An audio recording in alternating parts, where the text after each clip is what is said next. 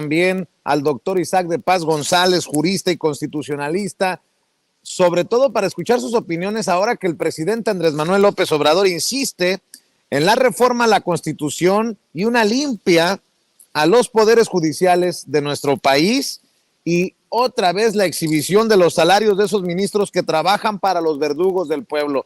Querido Isaac, te saludo con mucho gusto. ¿Cómo estás? ¿Qué tal, estimado Vicente? ¿Qué tal, estimado público? Pues muy bien, muy contento de estar aquí escuchando el programa y bueno, participando y analizando estas cuestiones constitucionales que nos interesan a todos, Vicente. Dice el presidente que hay ministros que trabajan para los verdugos del pueblo. Ya nada más por ahí hay que, pues, entender el nivel de raspón que les mete, mi querido Isaac.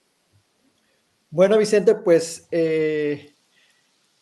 casi media corte fue a la famosa fiesta, a la tristemente célebre boda de la mafia del poder. No sé si recuerde la gente, allá por el 2018 hubo una, una boda.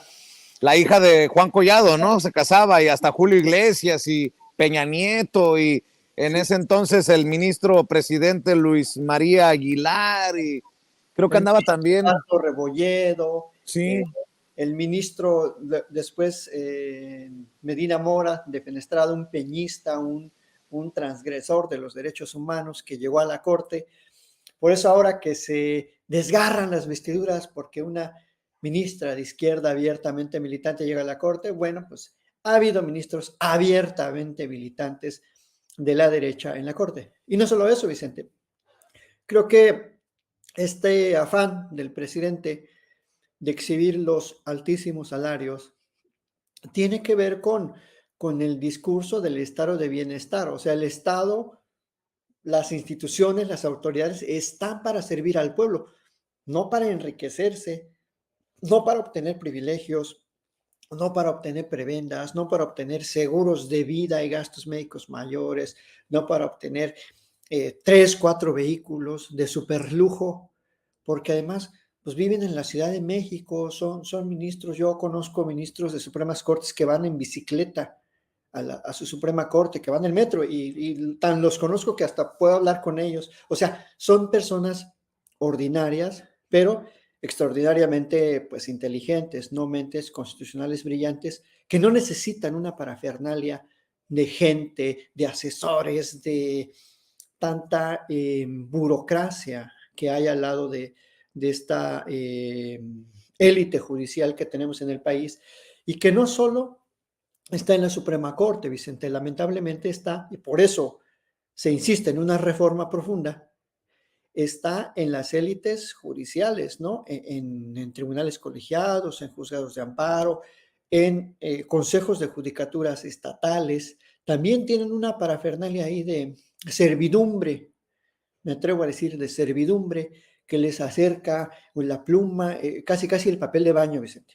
Es muy lamentable que el Poder Judicial esté alejado de las realidades que viven las víctimas en este país. O sea, el otro día fui a una unidad de atención a víctimas y era una traila la unidad de atención psicológica a víctimas, una traila, Vicente. O sea, ni siquiera hay un edificio.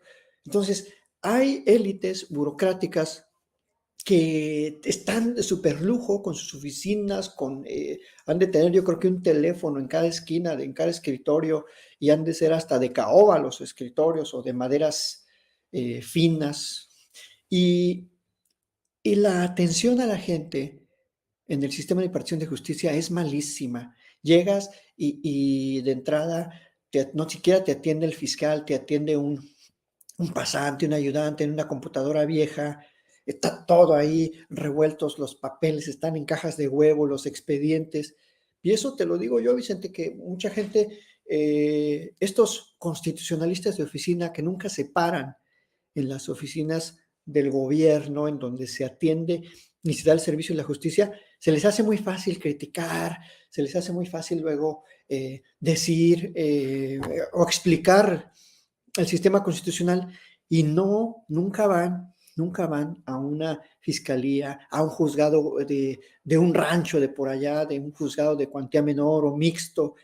Y por eso se requiere una reforma constitucional profunda que reivindique de verdad los derechos de las personas que solicitan el servicio de la justicia, no solo de víctimas, también de ofendidos, también, ¿por qué no decirlo?, de imputables, porque hay muchas víctimas del sistema que están ahí pagando penas por delitos que tienen otro tipo de reparación, etcétera. Entonces, yo estoy ansioso de conocer esa propuesta de reforma constitucional.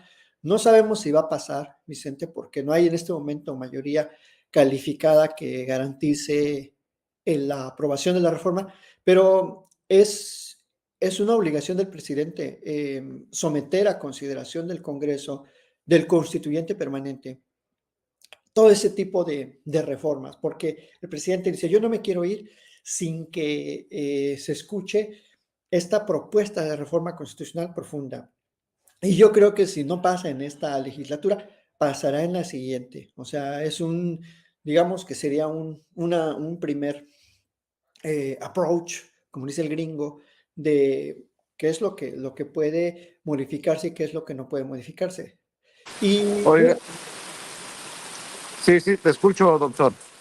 yo espero también de la gente que se dedica al estudio del derecho constitucional, pues una crítica fundada, no y una crítica analítica profunda, que ya la hay, ya hay bastantes estudios que han eh, criticado bastante esta falta de acceso a la justicia de las víctimas, este sometimiento del Poder Judicial a corrupción, a un sistema ensimismado. Ya la hay, de que los órganos autónomos no funcionan, de que solo son oficinas que no tienen ninguna vocación social, que son presas de los partidos políticos. Eso no lo digo yo, lo dice la gente de la UNAM, lo dice gente del CIDE, o sea, lo dice gente del ITAM. O sea, no lo está diciendo nada más Isaac de Pasos. Entonces, creo que es necesaria, es muy pertinente y estamos en un momento histórico adecuado. Las reformas constitucionales más o menos son cada 30 años y pues estamos en el momento. Yo creo que es muy buen momento de darle una nueva faz al Poder Judicial. Isaac, ¿qué piensa, doctor, de el caso de los militares relacionados a la desaparición de los normalistas de Ayotzinapa 8, que pues han recibido o han sido favorecidos con un cambio de medida cautelar para que sigan su proceso en libertad o en libertad condicional, como le llamen ustedes? El presidente Andrés Manuel López Obrador asegura que es otra más de ese poder judicial podrido. Ya hemos escuchado también opiniones como las del querido César Gutiérrez Priego ayer en relación a pues que se le juzgue con la misma vara y no se utilice un doble rasero cuando se trate de militares. Entiendo también el sentir de muchos en torno a lo emblemático que resulta este caso de los 43 normalistas de Ayotzinapa. El presidente incluso difiere con Alejandro Encinas, quien era el subsecretario de Gobernación encargado de este asunto por mucho tiempo. ¿Qué piensas tú de estas decisiones de magistrados, de jueces, que parecieran ir en contra por cuestiones políticas? Esa sería mi visión, de hacer justicia para padres y madres de jóvenes desaparecidos de Ayotzinapa. Mira, Vicente, más allá de la cuestión política, estrictamente en lo jurídico, creo que es un error por las siguientes razones. Y es una decisión equivocada, porque el tipo de crimen que se está investigando y que se está sometiendo a juicio es uno de los crímenes más emblemáticos, como tú lo dijiste, en los últimos 10 años en el país. O sea, es el crimen por antonomasia que el presidente además se comprometió a resolver. Entonces, por esa razón, cuando suceden ese tipo de hechos delictivos y crímenes, eh, el Poder Judicial o el órgano judicial que esté conociendo de ese tipo de asuntos tiene que tener un estándar muy alto de protección a las víctimas, en primer lugar, a las presuntas víctimas, y al proceso mismo. Entonces, no se cumplía ahí el requisito de modificar la medida cautelar porque pueden correr riesgo las víctimas dado el número de personas que se liberó y además precisamente la prisión preventiva justificada es para que estas personas que presuntamente cometieron esos delitos pues no puedan alterar la investigación y no tengan esa capacidad de influir por fuera ya en decisiones que puede seguir tomando el órgano jurisdiccional o en alterar pruebas o en esconder evidencias, en destruir evidencias. Entonces, esos son dos parámetros jurídicos que creo que no se aplicaron adecuadamente. Y un tercero proviene de la Corte Interamericana. No sé si sepa la audiencia el caso este de Fujimori, un criminal de lesa humanidad, que porque ya estaba viejito lo querían ya sacar. Y al final lo hicieron sin hacerle caso a la Corte Interamericana. Pero en ese caso la Corte Interamericana dijo que no procedía el indulto o la concesión de beneficios cuando se trata de crímenes de lesa humanidad.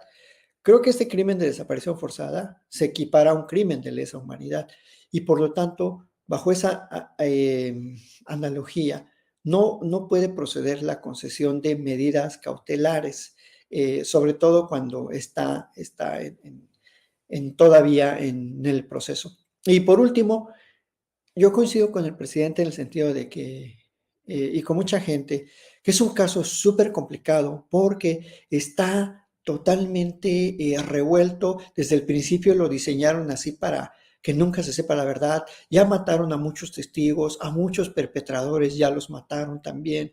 Es uno de los peores casos que, que yo podría decir, jurídicamente es uno de los casos más complicados, más difíciles, porque no vamos a llegar a mucho, dada el nivel de alteración de evidencia, el nivel de intervención judicial errónea que ha padecido el caso. Y yo no sé, sinceramente, a estas alturas, porque lo digo con todo respeto, porque he visto los informes del grupo especializado de investigación. Yo no sé si podamos llegar al meollo del asunto, si podamos llegar a quiénes fueron los que ordenaron y quiénes fueron los verdaderos perpetradores y lo más importante, en dónde están los normalistas, ¿no? Ya sea vivos o sus restos mortales. Entonces, es un caso muy complicado y sí, ya volviendo a lo político, creo que el presidente se duele mucho de la decisión porque es un compromiso que él hizo para su sexenio, pero nos enfrentamos a esto, este entramado judicial, criminal, burocrático también de la justicia en México. El presidente mismo está padeciendo esa, pues, ¿cómo te diré? Esa gran problemática tan profundizada de cómo enfrentar un crimen de Estado planeado por el Estado. Porque además tuvieron 4 años, Vicente, para echarlo a perder.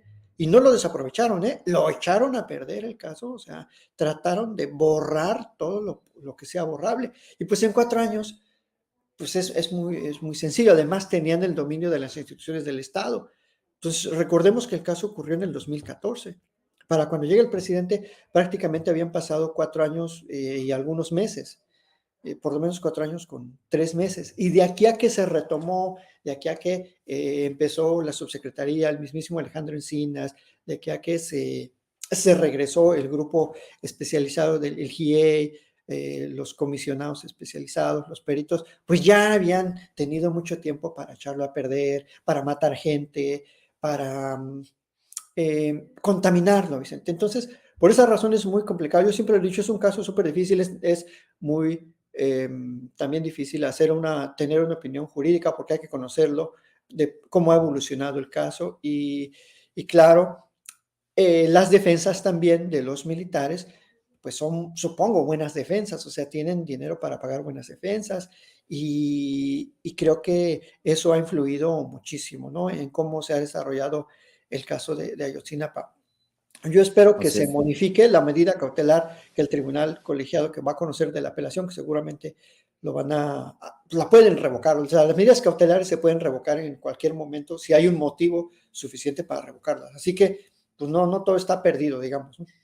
Si es que la Fiscalía General de la República, al mando de Gers Manero, hace lo que le corresponde, pero bueno, esa sería harina de otro costal. Mi querido Isaac de Paz González, como siempre, gracias por tu generosidad y por tu paciencia, gracias por tu compromiso con esta audiencia de Sin Censura. ¿Por qué no cerramos invitando precisamente a esta gente que aprecia tus análisis para que siga tus trincheras, tus redes sociales, querido doctor? Claro que sí, Vicente. Muchísimas gracias por el espacio, por ser un medio alternativo y que nos da voz a los que pues, no tenemos en el mainstream media una voz. Y qué bueno, ¿verdad? Porque ya quien quiere salir en Televisa, pues no sería hasta una ofensa. Así que muchísimas gracias. Síganme en Twitter o X, más bien dicho, en @Isaac de Paz. Por ahí está abajo en el cintillo. Suscríbanse ahí a mi X. Y también a mi canal de YouTube, Isaac de Paz González. Y muchísimas gracias, Vicente.